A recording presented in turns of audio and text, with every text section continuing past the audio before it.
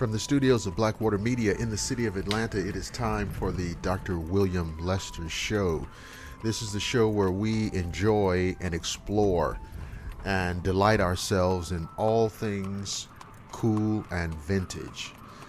And of course, we are right now in we're just about the heart of the holiday season, and I thought it would be a very cool idea to devote at least one show to cool vintage Christmas traditions.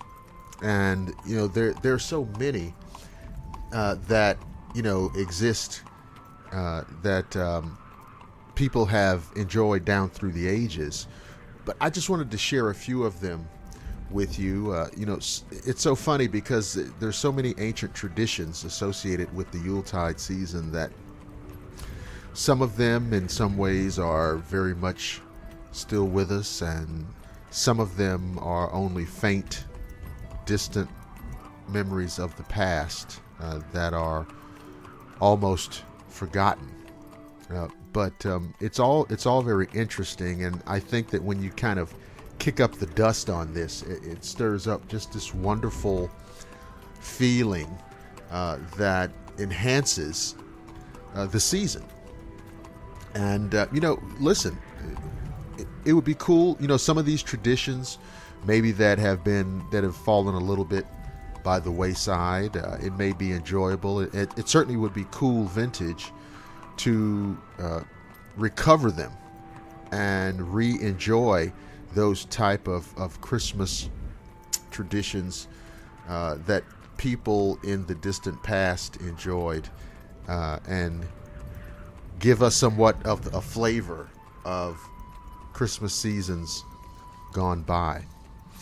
By the way, as I am sharing this with you, I have prepared myself what I think is an appropriate array of refreshments. I have some Crown Royal Maple.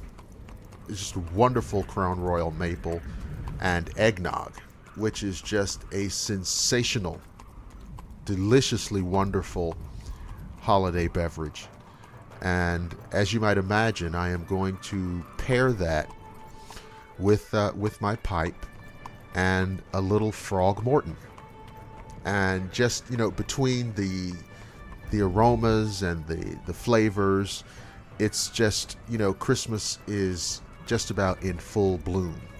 And I'm very happy to be here with you sharing some of these old traditions. By the way, before we get into the traditions, I want to do a little bit of Blackwater Media housekeeping business, because there's a lot going on, and I know those of you who have followed along on Facebook may have noticed a few little tweaks and changes, but it is what, in my mind, is an enhancement and an improvement. First of all, you know that at Blackwater Media, we produce a number of shows. Shadowland Radio Show, obviously this show.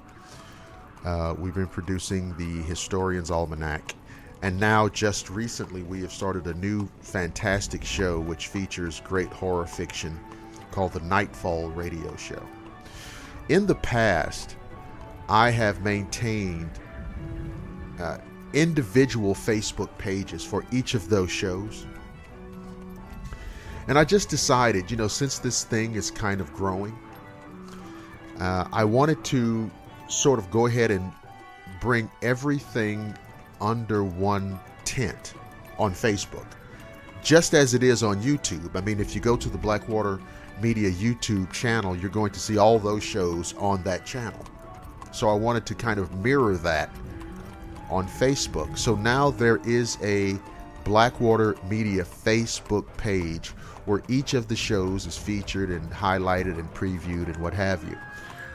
The individual show pages have already been designated to come down, and I guess it'll be another 10 or 12 days before they are officially taken down. But so just so you know, if you're following along on Facebook and you're checking out the posts, and that's what I want you to be doing, go to the Blackwater Media Facebook page. Historian's Almanac is there. Shadowland is there. Dr. William Lester Show with the cool vintage everything is there. And now the Nightfall radio show is there. Now, on the Shadowland radio show coming up in, I guess, I don't know, a week or less, will be a creepy Christmas, which will be, something done in the same vein as, and back in November we did a haunted Thanksgiving. Well, obviously in December we're going to do a creepy Christmas, and there's some really, really creepy, scary, Christmas-oriented stories and anecdotes that I want to share with you. So look out for that. So I've got my Frog Morton lit up in my pipe, and the smoke is wafting through the air of my study. I have just taken a sip of my Crown Royal maple eggnog, and so it's on with the show. So listen, maybe the most recognizable image of Christmas, I think, is the Christmas tree. So let's do a little background on Christmas trees. So German immigrants brought them to America in the 16 and 1700s, but they did not catch on until the 19th century, when Queen Victoria put up a Christmas tree for her German husband, of course, Prince Albert. Since celebrities were just as influential then as now, average Americans decided they had to have a Christmas tree in their homes. So even then, the power of celebrity was quite significant. Trees were originally designed only for tabletops. Of course, today there are smaller versions. There are obviously tabletop, desktop trees, but for the most part, they're usually full-grown, full-size trees, 5, 6, 7 feet tall. If you couldn't afford one of your own, there were always what they call community trees, which neighbors would decorate with presents to hand out to their families after church services. So, and I've noticed, just as I have driven around my immediate community, that there are already many, many trees aglow in the windows of many of the houses. Moving on to another landmark Yuletide icon, of course, Santa Claus. And of course, down through the ages, there have been many names and identities associated with our modern concept of Santa Claus. Of course, Saint Nicholas, what the British would call Father Christmas. In other places, for example, in some Spanish-speaking countries, he's referred to as Papa Noel. And even Jalupuki. Santa's gone by a lot of different names before the character kind of got the Clement Moore treatment in the Night Before Christmas poem. And it was Moore who gave Santa his kind of trademark jolly, happy disposition. But even before that, one of my all-time favorite images of Santa Claus was created by the political cartoonist Thomas Nast. And you'll see it in the slideshow portion of our program.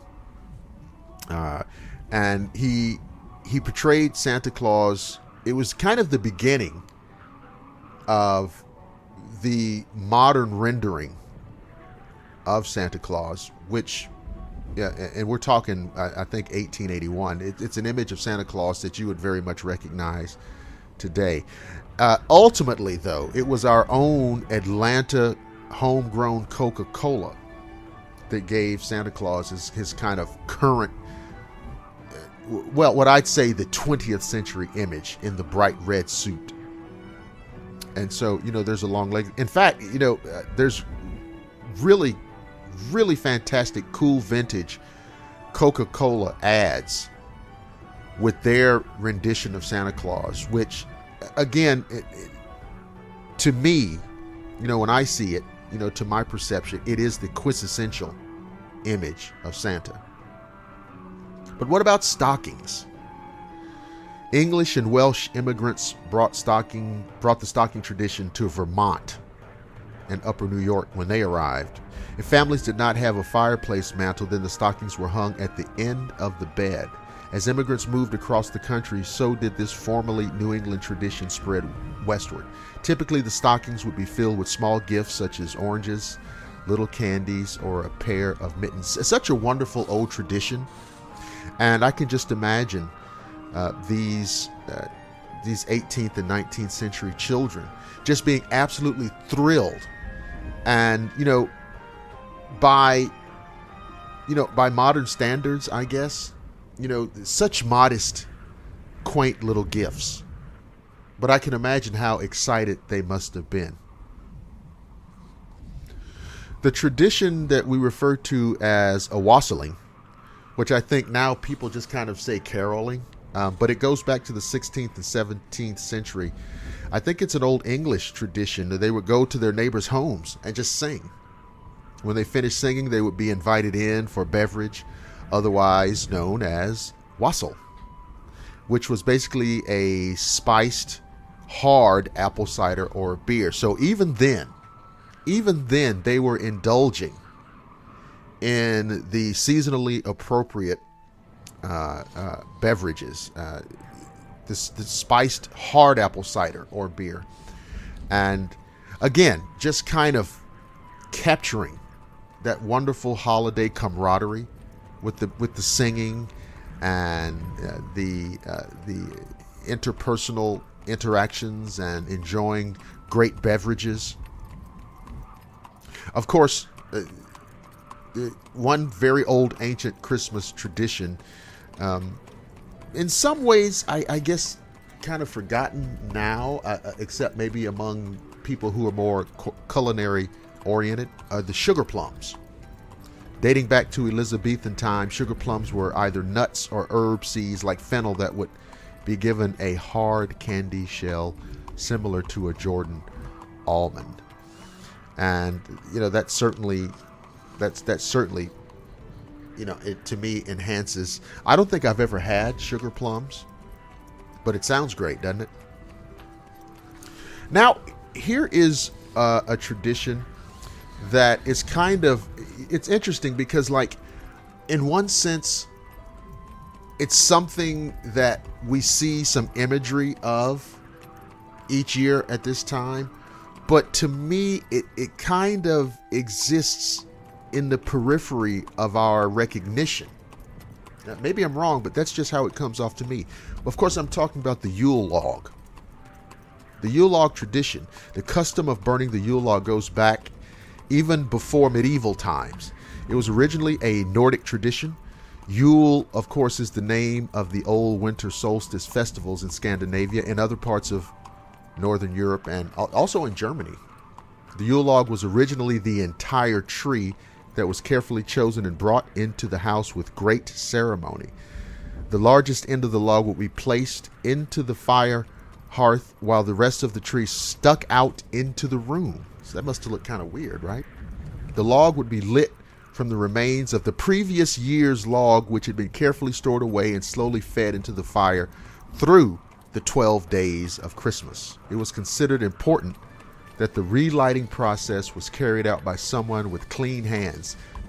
Nowadays, of course, we all have central heating, so, it doesn't make any sense whatsoever to burn a tree inside your house. But the tradition, of course, was appropriate for its time and place.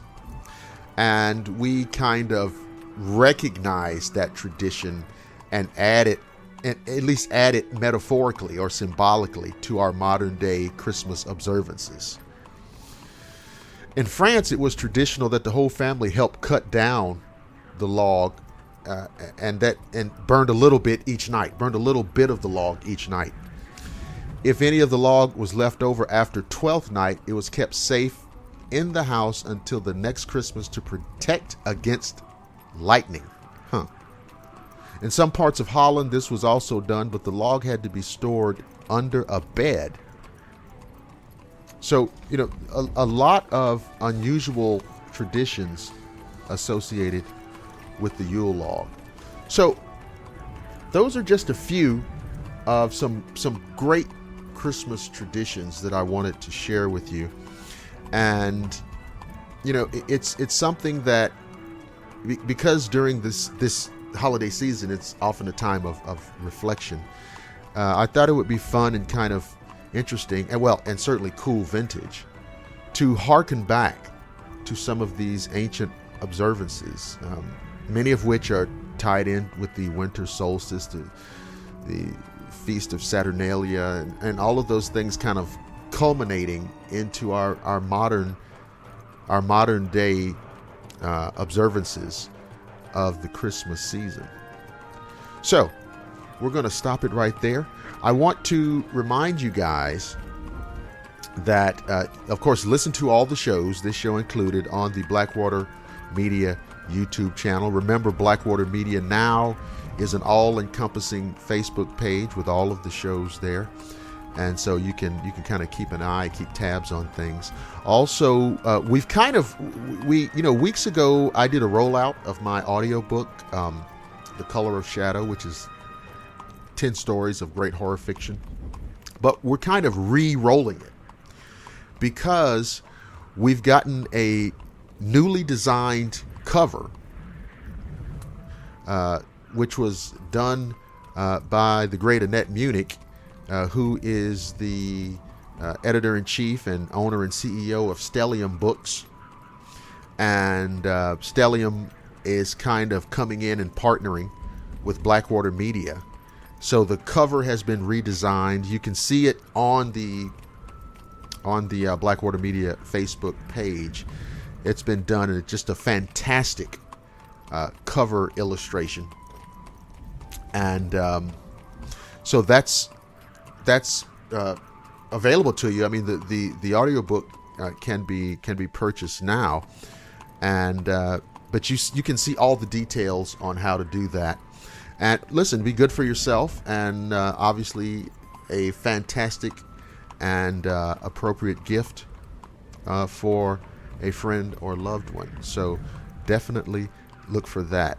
When you go to the YouTube channel, the Blackwater Media YouTube channel, remember, like, share, and subscribe. Like, share, and subscribe. I'm very grateful for those of you who have become recent subscribers. We've seen a little spike in our subscription numbers. Thank you for that. And so we definitely want to continue to grow that. I also want to acknowledge a couple of new friends who have certainly helped me in the growth and development of Blackwater Media. Two fellow YouTube channel owner operators. One gentleman known as Dark Water. He has a fantastically dynamic YouTube channel, and I encourage you to go listen and enjoy his material. He is just, what he's doing is just fantastic. The other is a gentleman who goes by the name Vault Keeper.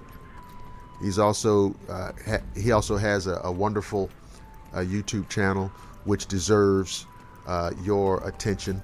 And when you go, you will be gripped, you will be hooked. And so if you have not already subscribed to both of those gentlemen's YouTube channels. So from the city of Atlanta, studios of Blackwater Media, this has been the Dr. William Lester Show. And remember, when you come here, it's always cool and it's always vintage. Merry Christmas.